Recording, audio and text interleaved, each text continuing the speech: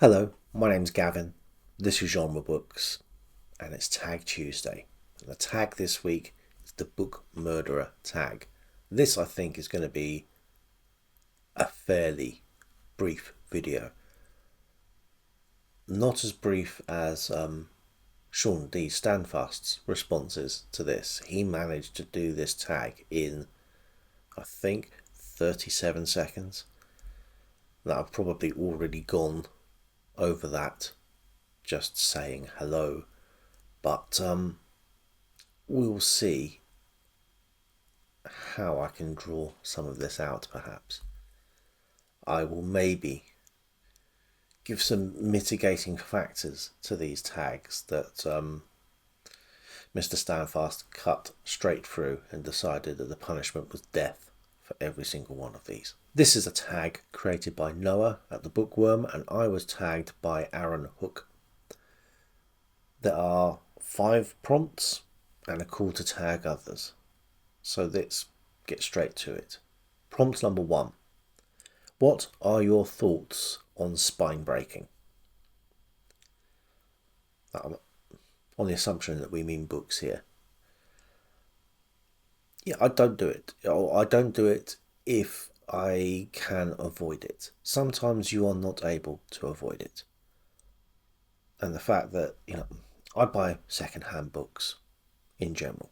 Very rarely buy a new one. The majority of them, I would say, have some spine crackage. Some of them have more than a touch of it.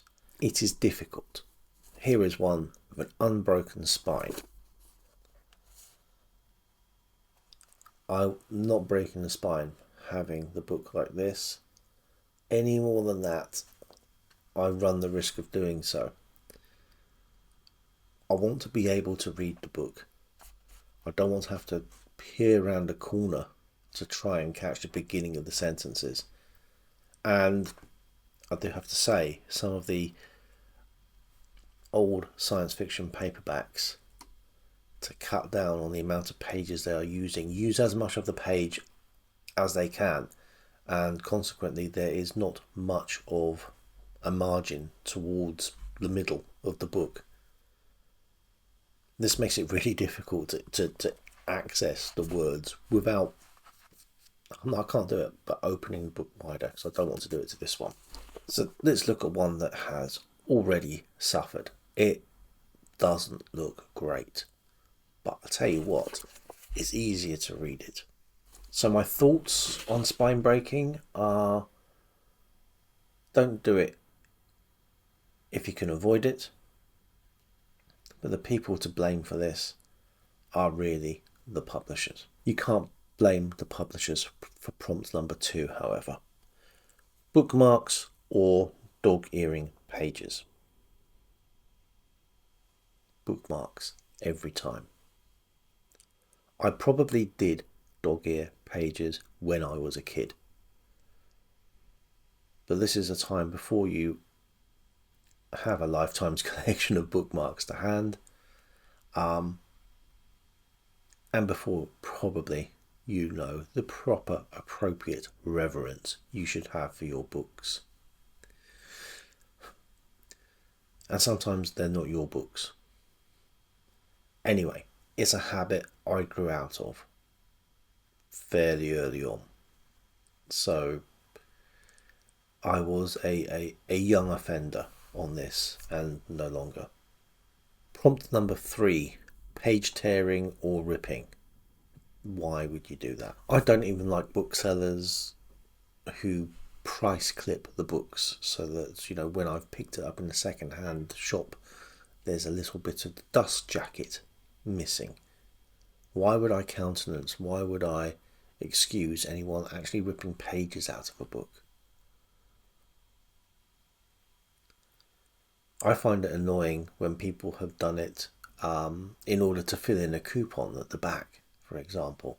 But at least that doesn't impact the integrity of the story. Yes, I think anyone who does that needs to be fired into the sun. Prompt number 4, writing in books. Now this is something, again, I used to do, don't do any longer, but I had my reasons for doing it. I was doing it to academic books, I was doing it to the texts I was studying when I was studying literature.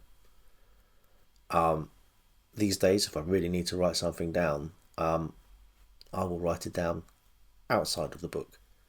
Apart from anything else, it collates all your thoughts neatly in one place rather than being something you are searching through a book looking for a marginalia or something you've underlined. There are very few excuses for doing this, and the only time this year where I can find some excuse for someone having done this is a book I've shown a couple of times on this channel and I'm going to show again now. That is Blood and Thunder, Victorian, mid-Victorian melodrama and its origins by Maurice Wilson Disher.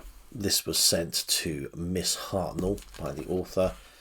Miss Hartnell was an absolute subject matter expert in theatre history, and her marginalia are excellent.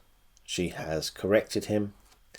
She has highlighted the proper subject, the proper sections. And I don't think she could help herself. She was an editor. She was the editor of the Oxford Companion to the Theatre. So here she is correcting or giving more detail to the author's dating of certain events and thoughts on other events. This is not so much someone making notes in the book, this is someone correcting someone else's homework.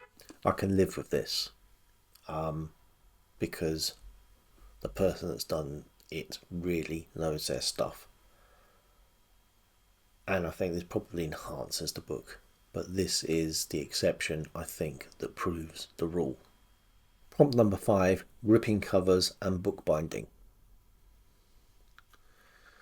No, why would you do that? Actually, yeah, okay, there might be reasons you would do it. Are you replacing a cover that has disintegrated? Okay, that's fine. You are actually giving new life to the book. You are increasing its lifespan. You are ensuring its continued usefulness. If you are doing it to a whole selection of books in order to give them some kind of aesthetic uniformity, no, don't do that. I like to keep the book's individuality where possible. If they've been produced like that, fine. If the cover is still functional, however, why change it? Why not keep it as, if not the author intended, certainly as the publisher intended? And for bookbinding, the same thing. If you are doing a repair job, if you are rescuing a book, I am all for it. If you are tearing a book apart to make it a very personal volume where you have designed your own cover for it, I think if you've done that for yourself, possibly fair enough. If, however, you have done this to put on YouTube and you have filmed yourself tearing books apart and, putting them back together but differently, then you are no better than Dr. Frankenstein. This tag makes you very judgmental, or worse, uncovers some hitherto unexplored draconian side to people. But I'll spread the love on that because prompt number 6 is tag other people, and I will do so below the line. Thank you to Noah for creating the tag. Thank you to Aaron for tagging me, and until next time,